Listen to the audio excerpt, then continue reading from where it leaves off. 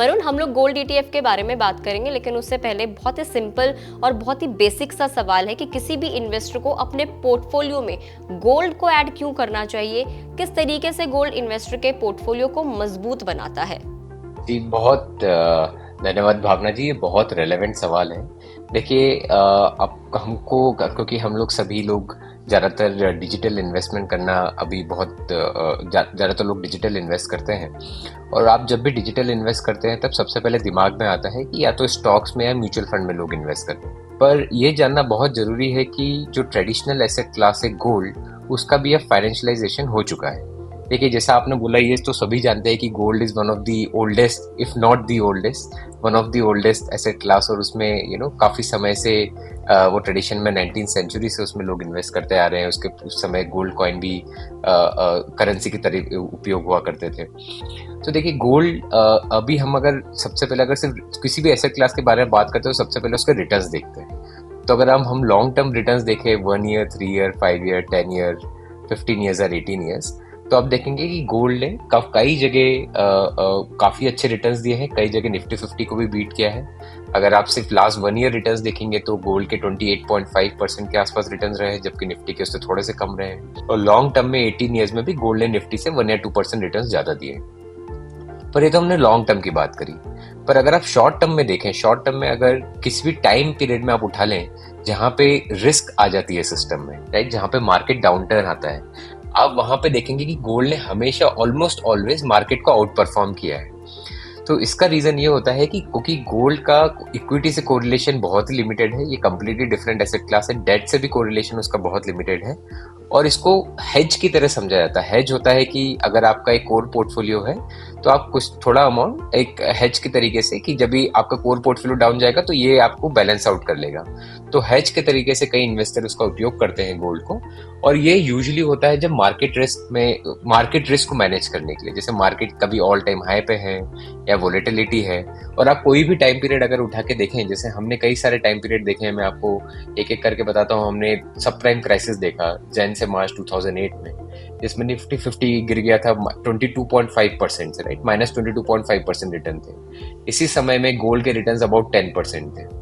अगर आप 2011 देखें, जुलाई से सितंबर 2011, जिसमें निफ्टी 50 ने -13.85% रिटर्न दिए थे, उस समय गोल्ड ने 9% प्लस रिटर्न दिए थे। ऐसे ही हमारे पास कई सारे सिनेरियोज हैं।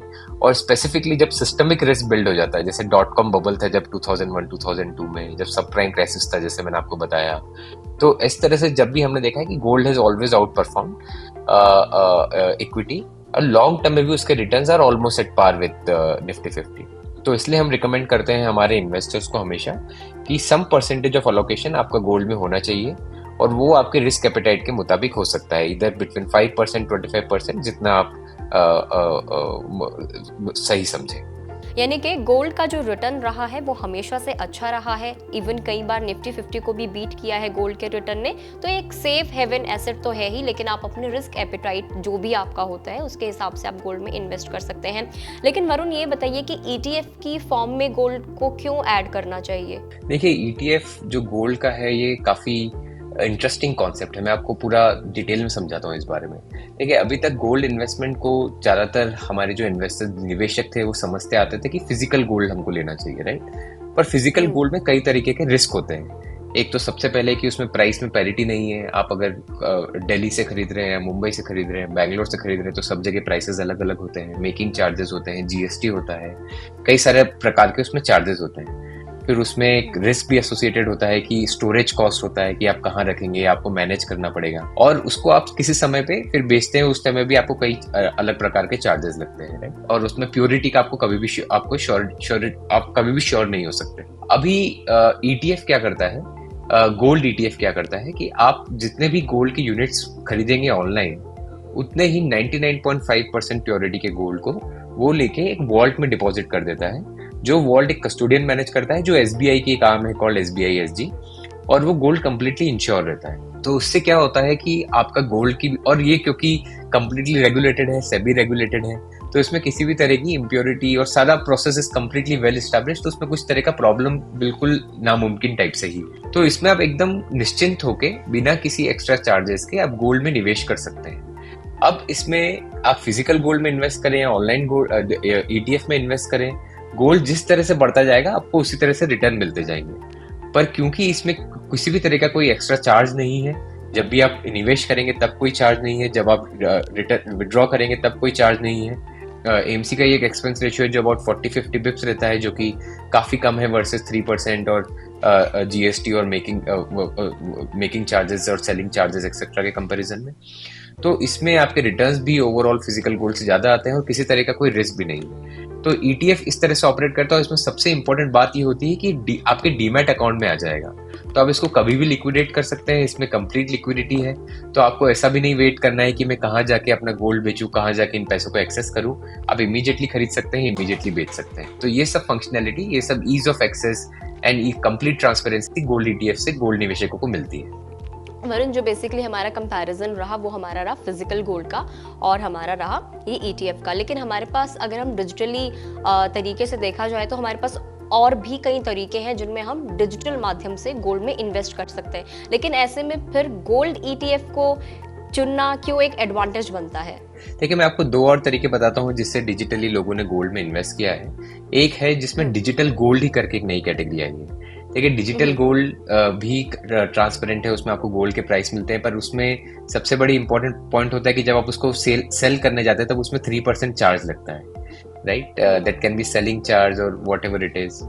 तो वो एक चार्ज आपका 3% आपके रिटर्न से इमीडिएटली चला जाता है, जो कि गोल्ड ETF में नहीं जाएगा। सेकेंड उसमें है कि वो it's not a completely regulated way. जैसे गोल्ड ETF जो है वो कम्प्लीटली सेबी रेगुलेटेड है, सब कुछ इसमें वॉल्ट इज SBI SG सारा कुछ प्रोसेस है, तो इसमें आपका कंप्लीट श्योरिटी है, इसमें कोई आपका नुकसान होने का नेक्स्ट टू इम्पॉसिबल है। डिजिटल गोल्ड अभी पूरी तरीके से रेगुलेटेड नहीं है, उसमें रेगुलेशन आना बाकी है, और इसलिए ये थोड़ा सेफ्टी के मामले में भी थोड़ा आई वुड से कि gold ETF is significantly higher. अगर दूसरे तरीके की बात करें तो वो SGB सॉवरेन गोल्ड बॉन्ड, जो काफी पॉपुलर हुआ है इन्वेस्टर्स में। पर सॉवरेन गोल्ड बॉन्ड में भी देखिए कुछ सॉवरेन गोल्ड बॉन्ड भी अच्छा तरीका है गोल्ड में इन्वेस्ट करने का, और उसमें जो मुझे कुछ फंडामेंटल प्रॉब्लम रखते हैं पर्सनल लेवल पे, वो ये है कि उसमें लिक्विडिटी थोड़ा इशू रहता है, क्योंकि उसमें 69 ट्रांचेस हैं और हर ट्रांचेस में डिफरेंट टाइप ऑफ इन्वेस्टर हैं। जबकि गोल्ड ETF एक ही म्यूचुअल फंड स्कीम है और उसमें कई सारे इन्वेस्टर्स उसी में जुड़े रहते हैं, तो लिक्विडिटी हमेशा रहेगी। हम लोग भी मार्केट मेकर के थ्रू कस्टमर्स को लिक्विडिटी प्रोवाइड करते हैं, जबकि गोल्ड SGB में लिक्विडिटी का थोड़ा इशू रहता है। और एट द सेम टाइम अभी आप देखें तो कोई नया ट्रांच नहीं आया है फरवरी 2024 के बाद से, तो इस फाइनेंशियल ईयर में अभी तक कोई नया ट्रांच नहीं आया है। तो कहीं गवर्नमेंट को भी लग रहा है कि शायद ये काफी कॉस्टली माध्यम है जिससे वो लोग पैसा रेस कर रहे हैं मार्केट से।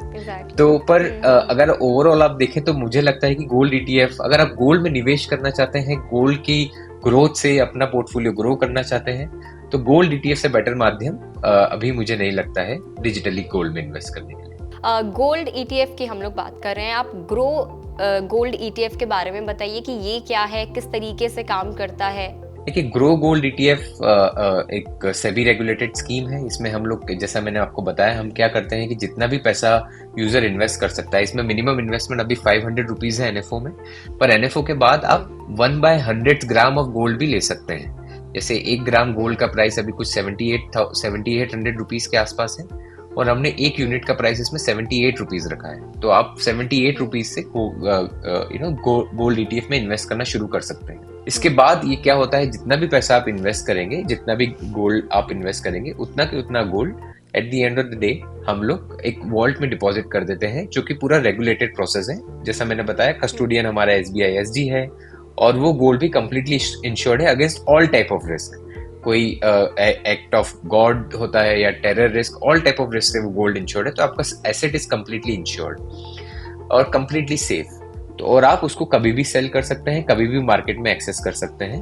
तो इस तरह से ग्रो गोल्ड ETF ऑपरेट करता है। और जो डेली गेन या लॉस होता है, वो गोल्ड का प्राइस बेंचमार्क होता है LBMA से। सो लंदन बुलियन मार्केट एसोसिएशन करके एक लंदन का सबसे बड़ा बुलियन मार्केट है वर्ल्ड का, जहां से गोल्ड के प्राइस डिसाइड होते हैं।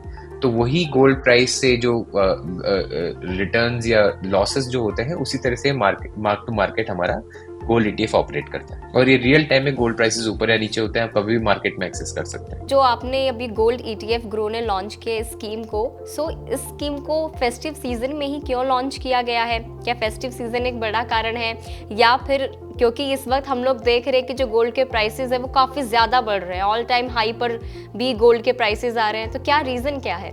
इसमें दो सवाल हैं आपके कि हमने लॉन्च इस टाइम पे क्यों किया, सेकंड गोल्ड के प्राइसेस के बारे में रहे। देखिए, गोल्ड का हमारा मानना यह है कि गोल्ड एक एवरग्रीन इन्वेस्टमेंट प्रोडक्ट है, ठीक है। इसमें आपको उस समय का आप कभी भी इन्वेस्ट कर सकते हैं, और उस टाइम पे तो आपको स्पेशली इन्वेस्ट करना चाहिए जब आपको मार्केट में थोड़ी वॉलेटिलिटी दिख रही हो, इक्विटी मार्केट में थोड़ी वॉलेटिलिटी दिख रही हो, या इक्विटी मार्केट में आपको थोड़े रिस्क दिख रहे हो। तो अभी कई सारे फैक्टर्स हैं जो इसमें हमारे गोल्ड के लॉन्च में आए हैं। जैसे अगर हम देखें तो अभी कस्टम ड्यूटी रिडक्शन हुआ है, जिसके कारण गोल्ड के प्राइसेस थोड़े नीचे गए थे। तो गवर्नमेंट का अभी और देखिए, अगर आप इस कस्टम ड्यूटी रिडक्शन का इंपॉर्टेंस मैं थोड़ा समझाता हूँ कि India is second largest country in the world, just next to China by a small amount, जो गोल्ड का यूसेज करती है, और हमारा majority of the gold import होता है, राइट। तो इम्पोर्ट ड्यूटी हमारी रिड्यूस हो गई 15% से 6%, जिसके कारण गोल्ड के प्राइसेस में भी काफी कमी आई थी। सेकंड, अभी फेड रेट कट हुआ है अभी अभी, और जब भी हमने देखा है, हमने सारे टाइम पीरियड जब देखा कि जब भी फेड रेट कट होता है